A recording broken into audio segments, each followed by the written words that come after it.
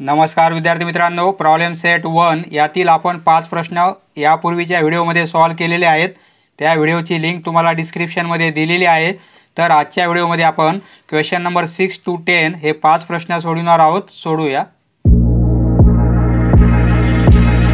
सहावा प्रश्न as it is blank पेजेसवर लिहून घेतलेला आहे। पहा, यापूर्वी आपण या प्रकारचा एक प्रश्न सोडविलेला आहे। नंबर लाईनवर पॉइंट ए आहे आणि त्या पॉइंटचा कोऑर्डिनेट आपल्याला 1 दिलेला आहे। तर ए पासून 7 युनिट डिस्टन्सवर दुसरा एक पॉइंट असेल लेफ्टला आणि त्याप्रमाणे राईटला पण 7 युनिटवर दुसरा एक पॉइंट असेल। समजा त्या पॉइंटला आपण पी आणि क्यू हे दोन नावे देऊ। तर हे डिस्टन्स किती आहे? 7 आहे। ए पासून पी पॉइंट 7 युनिट दूर आहे। त्याप्रमाणे क्यू पॉइंट पण ए पासून 7 डिस्टन्सवर आहे। आपल्याला ह्या पी आणि क्यू ह्या दोन पॉइंटचे कोऑर्डिनेट काय असतील ते काढायचे। समजा आपण हा पी चा कोऑर्डिनेट x घेऊ आणि क्यू चा कोऑर्डिनेट आपण y गृहीत धरू। तर आता आपल्याला ए चा कोऑर्डिनेट 1 दिलेला आहे। Coordinate of A is 1।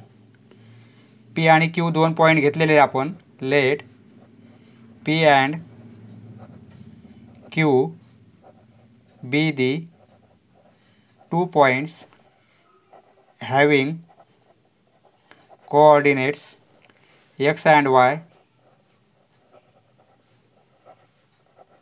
away from point A.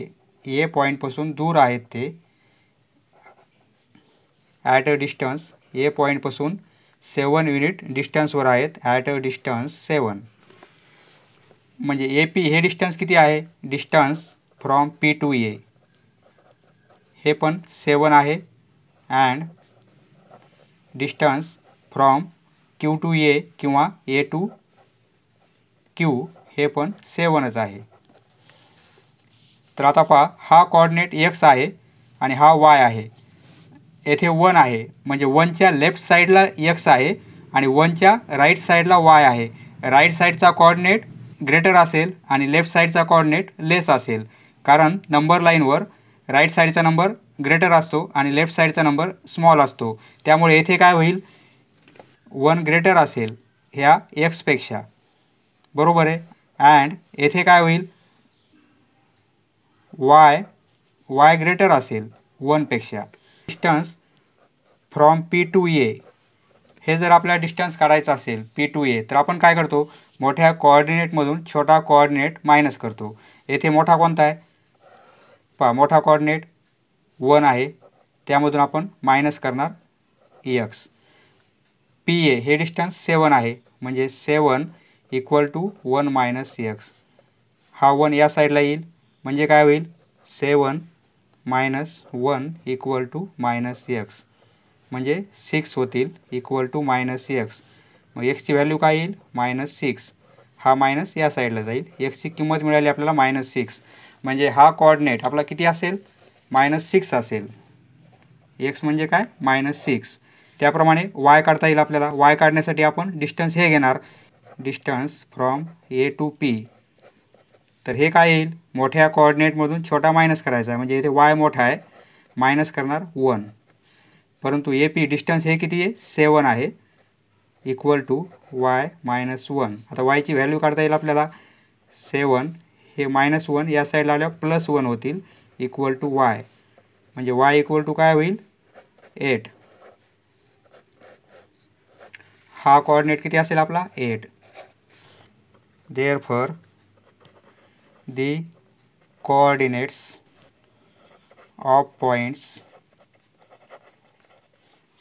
R -6 and 8। Next 7वा प्रश्न, write the following statements in conditional form. Conditional फॉर्ममध्ये दिलेले स्टेटमेंट्स आपल्याला लिहायचे आहेत। तर कंडिशनल फॉर्म म्हणजे आपल्याला काय करायचं आहे? त्यामध्ये इफ आणि देन हे दोन वर्ड यूज करायचे आहेत। इफ आणि देन ॲड करायचं आपल्याला, अर्थ न बदलू देता इफ आणि देन ॲड करायचे आहेत। पहा, येथे जर आपण if every rhombus then is a square. हे सेंटेन्स व्यवस्थित वाटत नाही. ते व्यवस्थित वाटण्यासाठी आपण थोडी याची कन्स्ट्रक्शन चेंज करू. पहा, इफ सुरुवातीला पाहिजे, देन नंतर पाहिजे. म्हणजे इफ हा रोम्बस म्हणजे क्वाड्रिलॅटरलचा प्रकार आहे. म्हणजे आपण if the quadrilateral is a rhombus then it is a square. अर्थही बदललेला नाही आहे आणि आपण इफ आणि देन ॲड केलेले आहेत. म्हणजे हे कंडिशनल स्टेटमेंट तयार झालेलं आहे. येथे every square is a rhombus असं पाहिजे होतं, परंतु दिलेल्या सेंटेन्सप्रमाणे आपण कंडिशनल स्टेटमेंट तयार केलेलं आहे. नंतर angles in a linear pair are supplementary. आपल्याला इफ आणि देन ॲड करायचे आहेत. पहा, if angles in a linear pair then they are supplementary असं ॲड करू आपण इफ आणि देन. इफ अँगल्स, फक्त आपल्याला इफ आणि देन ॲड करायचं आहे म्हणजे कंडिशनल स्टेटमेंट तयार होते.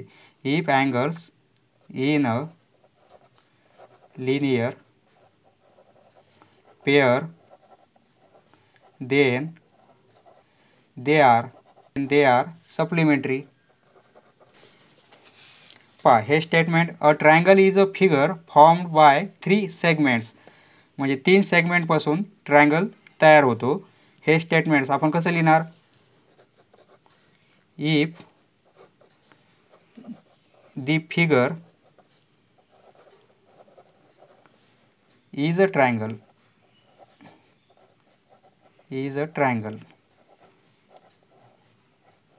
देन पहा, इफ आणि देन ॲड केलेत. If then it is formed by 3 segments. नंतर येथे पहा, if number having only 2 divisors is called prime number. A number having only 2 divisors is called prime number. Prime नंबरला 2च डिवायझर असतात. एक तोच नंबर असतो आणि दुसरा 1 असतो. If a number having only 2 divisors then it is called prime number. एखादा शब्द मनानं ॲड करायचा. इथं इट आपण मनानं ॲड केलेलं आहे कारण सेंटेन्स व्यवस्थित वाटते. Next, write the converse of each of the following statements. पहा, कन्व्हर्स म्हणजे आपल्याला उलटं करायचं आहे. देनचं स्टेटमेंट आपल्याला इफ नंतर लिहायचं आहे आणि इफचं स्टेटमेंट आपल्याला देन नंतर लिहायचं आहे. पहा, इफ आणि देन सेंटेन्समध्ये दिलेलं आहे. इफ आणि देन, तर आपल्याला काय करायचं आहे? देनचं स्टेटमेंट्स इफ नंतर लिहायचं आहे आणि इफचं स्टेटमेंट देन नंतर लिहायचं आहे. कन्व्हर्स म्हणजे काय? व्यत्यास म्हणजे उलटं करायचं आपल्याला. पहा, येथे काय आहे? इफ नंतर हे स्टेटमेंट आहे आणि देन नंतर हे आहे. आपल्याला कन्व्हर्स करायचं आहे म्हणून देन नंतर कोणतं स्टेटमेंट आहे ते आपल्याला प्रथम लिहायचं आहे. परंतु इफ आणि देन त्यांच्याच जागेवर पाहिजेत. म्हणजे सुरुवातीला इफ पाहिजे आणि देन नंतरच पाहिजे, परंतु फक्त स्टेटमेंट आपल्याला चेंज करायचे आहेत. If the figure is a triangle. पहा, इफ नंतर आपण देन नंतरचं स्टेटमेंट लिहिणार आहोत येथे. इफ दी फिगर नंतर देन ॲड करणार आपण आणि देन नंतर काय लिहिणार? इफ नंतर जे स्टेटमेंट आहे ते आपण देन नंतर लिहिणार आहोत. Then the sum of measures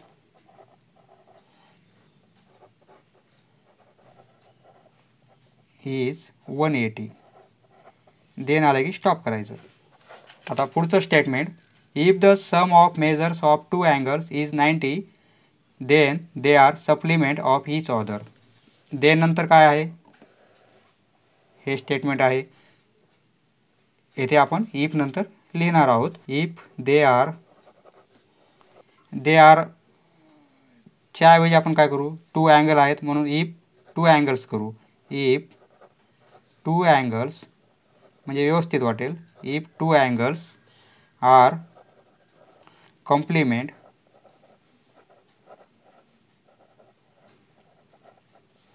of each other.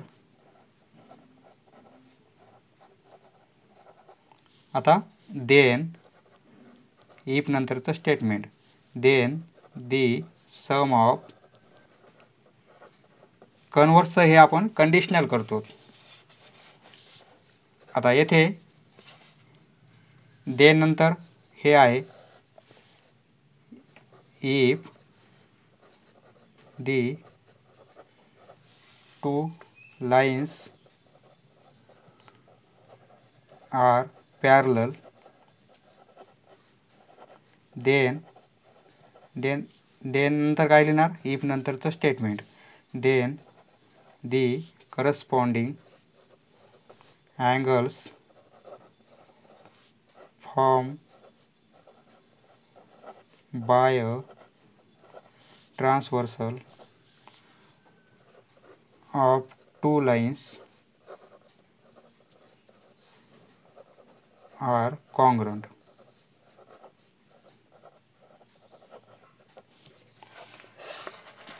येथे देन नंतर the number is divisible by 3 if the number is divisible by 3 then. आता देन नंतर काय लिहिणार आपण, इफ नंतरचं statement, then the sum of by 3. Next 9वा प्रश्न पहा, दिलेल्या स्टेटमेंटमध्ये आपल्याला अँटीसिडंट आणि कॉन्सिक्वेंट लिहायचे आहेत. अँटीसिडंट म्हणजे काय, गिव्हन पार्ट, आणि कॉन्सिक्वेंट म्हणजे पार्ट टू बी प्रूव्ड. पहा अँटीसिडंट म्हणजे इफ नंतर जे असेल, इफ नंतर जे स्टेटमेंट असेल त्याला काय म्हणायचं, अँटीसिडंट. अँटीसिडंट म्हणजे इफ नंतरचं स्टेटमेंट, आणि देन नंतर जे स्टेटमेंट आहे त्यास काय म्हणायचं, कॉन्सिक्वेंट. तर आता आपल्याला इथे या स्टेटमेंटमध्ये अँटीसिडंट आणि कॉन्सिक्वेंट कोणते आहेत हे लिहायचं आहे आपल्याला. पहा अँटीसिडंट लिहू आपण. अँटीसिडंट म्हणजे इफ नंतर काय आलेलं आहे, all sides of a triangle are congruent. हे काय अँटीसिडंट. आणि कॉन्सिक्वेंट काय होईल, देन नंतरचं स्टेटमेंट, म्हणजे हे येईल कॉन्सिक्वेंट. आता अँटीसिडंट ऑल साइड्स, हे झालं आपलं अँटीसिडंट. आता कॉन्सिक्वेंट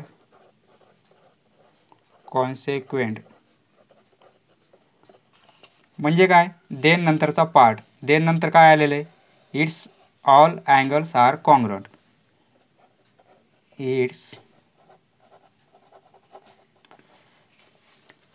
पाय येथे आपल्याला इफ आणि देन दिलेलं नाही, स्टेटमेंटमध्ये इफ आणि देन नाहीत. आपण सेंटेन्स तयार करू इफ आणि देनचा अर्थ न बदलता. स्टेटमेंट कसं आहे, the diagonals of a parallelogram bisect each other. आपण स्टेटमेंट असं लिहू, इफ आणि देन ॲड करू, म्हणजे काय होईल, इफ पॅरलेलोग्राम आहे म्हणजे क्वाड्रिलॅटरलचा प्रकार आहे. If quadrilateral is a parallelogram then its diagonals bisect each other. आपल्याला अँटीसिडंट आणि कॉन्सिक्वेंट लिहिण्यासाठी इफ आणि देनचं स्टेटमेंट पाहिजे होतं, परंतु या स्टेटमेंटमध्ये इफ आणि देन नसल्यामुळे हेच स्टेटमेंट आपण अर्थ न बदलता इफ आणि देन ॲड केलेलं आहे, इच अदर. आता आपण अँटीसिडंट लिहू. अँटीसिडंट म्हणजे काय, इफ नंतरचा पार्ट. इफ नंतर काय आलेलं आहे, a quadrilateral is a parallelogram. नंतर कॉन्सिक्वेंट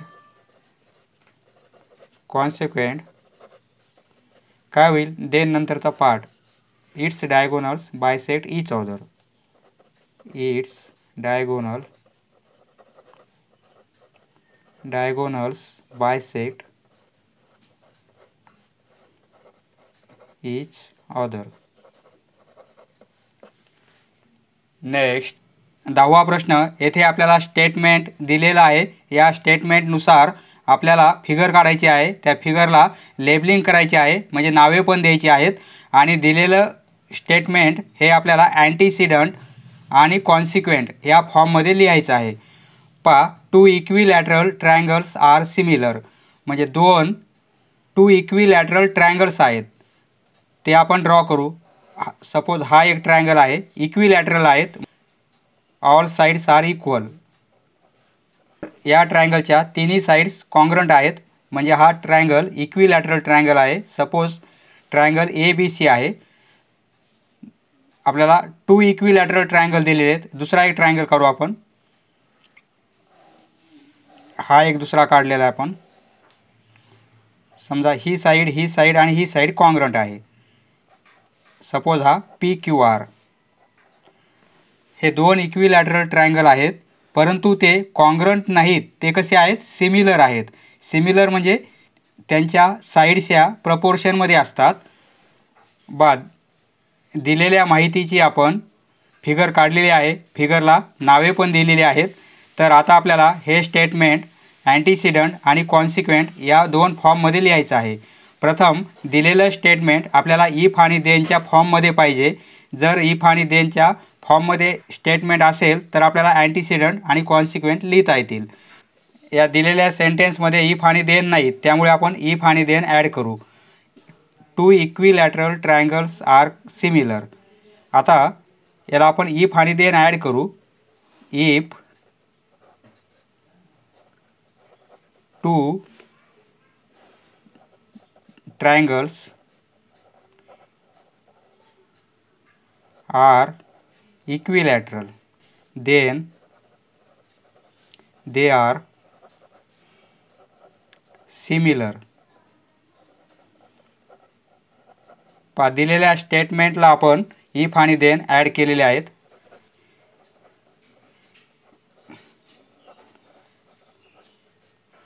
पहा, अँटीसिडंट काय होईल? म्हणजे इफ नंतरचं स्टेटमेंट म्हणजे antecedent. Two triangle are equilateral. हीच माहिती आपल्याला फिगरद्वारे कशी लिहिता येईल? Triangle ABC and triangle PQR.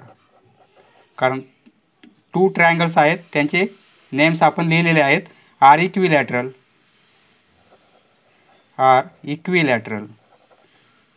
म्हणजे ते समभुज आहेत. आता आपण कॉन्सिक्वेंट लिहू. कॉन्सिक्वेंट म्हणजे काय? देन नंतरचे statement. They are similar. They are similar. They are म्हणजे ते दोन ट्रायंगल सिमिलर आहेत, म्हणजे ट्रायंगल ABC सिमिलरचा हा सिम्बॉल आहे, सिमिलर. Triangle PQR. नेक्स्ट दुसरं statement. If angles in a linear pair are congruent then each of them is a right angle. पहा, linear पेअरमधील अँगल या टाईपचे असतात. बरोबर आहे. हे दोन अँगल लिनियर पेअरमधले अँगल आहेत, परंतु ते कॉन्ग्रंट आहेत. म्हणजे ह्या दोन लिनियर पेअरच्या अँगलची ॲडिशन किती असते? 180 असते. परंतु ते दोन अँगल कॉन्ग्रंट आहेत, म्हणजे एका अँगलचं मेजरमेंट किती येईल? 90, आणि हा पण 90 होईल.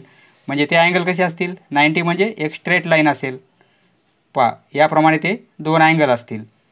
हे झाले लिनियर पेअरमधले अँगल पण आहेत, कॉन्ग्रंट पण आहेत. ड्रॉइंग काढू. पहा, ही एक स्ट्रेट लाईन आहे. हे दोन अँगल कॉन्ग्रंट आहेत, म्हणजे 90 अँगल आहे प्रत्येक.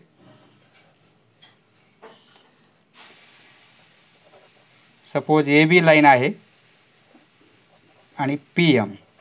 दिलेल्या स्टेटमेंटमध्ये इफ आणि देन आहेत. पहा, आपल्याला अँटीसिडंट लिहायचं आहे. अँटीसिडंट म्हणजे इफ नंतरचं statement angles in a linear pair are congruent. Angles in a linear pair are congruent. पहा हेच स्टेटमेंट आपल्याला फिगरनुसार कसं लिहिता येईल. मेजर ऑफ अँगल AMP हा अँगल होईल. AMP कॉन्ग्रंट आहेत म्हणजे सिम्बॉल कॉन्ग्रंटचा. Measure of angle PMB. आता consequent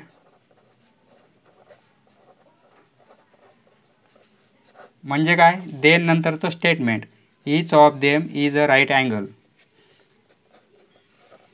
each of them, them म्हणजे ते अँगल, किंवा ईच ऑफ देम ऐवजी अँगल लिहू आपण.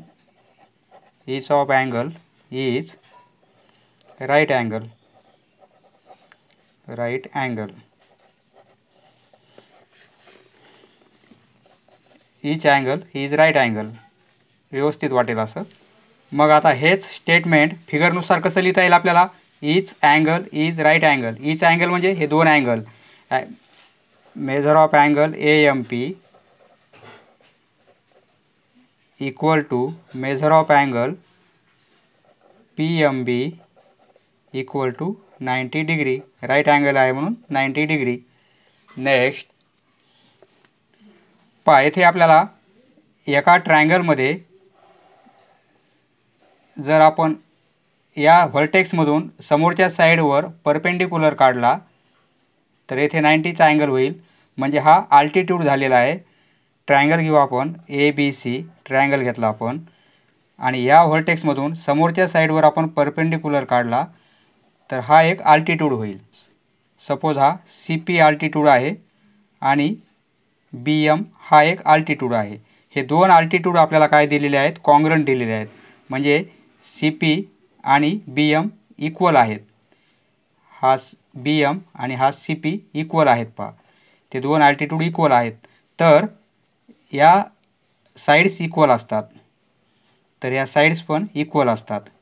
म्हणजे हे दोन आल्टिट्यूड जर इक्वल असतील तर ह्या साईड्स पण इक्वल असतात. याप्रमाणे आपलं दिलेलं स्टेटमेंट आहे. तर आता आपल्याला अँटीसिडंट आणि कॉन्सिक्वेंट लिहायचे आहेत. अँटीसिडंट काय होईल, इफ नंतरचा part. The altitudes drawn on two sides of a triangle are congruent. येथपर्यंत काय होईल, अँटीसिडंट. The altitudes मग आता हे स्टेटमेंट आपण फिगरनुसार कसं लिहिणार. इन ट्रायंगल ABC अल्टिट्यूड्स कोणते आहेत, PC आणि BM.